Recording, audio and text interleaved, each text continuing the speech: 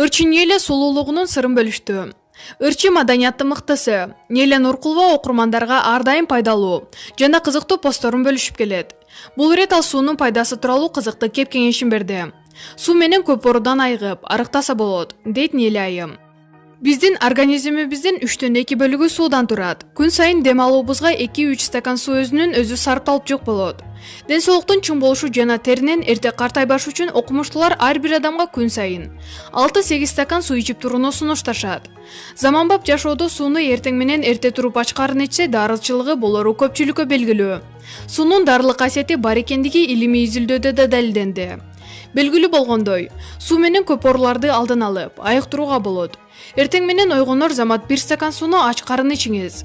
Андан кийин тишти жууңуз, бирок 30 мүнөткө чейин эч нерсе ичип жебеңиз. Жарым сааттан соң кадимкидей тамактаныңыз. Жашооңуздагы бузулгус эрежеге айлантып коюңуз. Ден соолугуңуз чың болсун, деп кеңеш берди ал. Ырчынын суунун пайдасы тууралуу жазган кеңешин толук бойдон анын социалдык баракчасынан окусаңыз болот. Маалымат булагы Заман Чекиткейжи.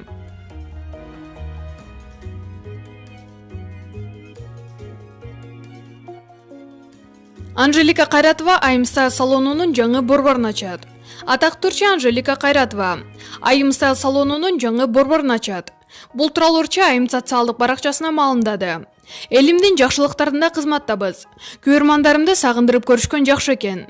Мен чет өлкөлөргө 2 жылдан бери байма-бай каттаганым үчүн көп тойлордон баш тартууга туура келет. Ал эми Кыргызстанда болгондо 7 облуска чейин барып жатабыз. Чакыргандан калбай бүгүн чарчап турсам да тойлорго барып элимдин көңүлүн көтөрүп жүрөм. Айым Стайл салонумдун жаңы люкс борбору ачылат. Баалары эски бойдон иштейбиз.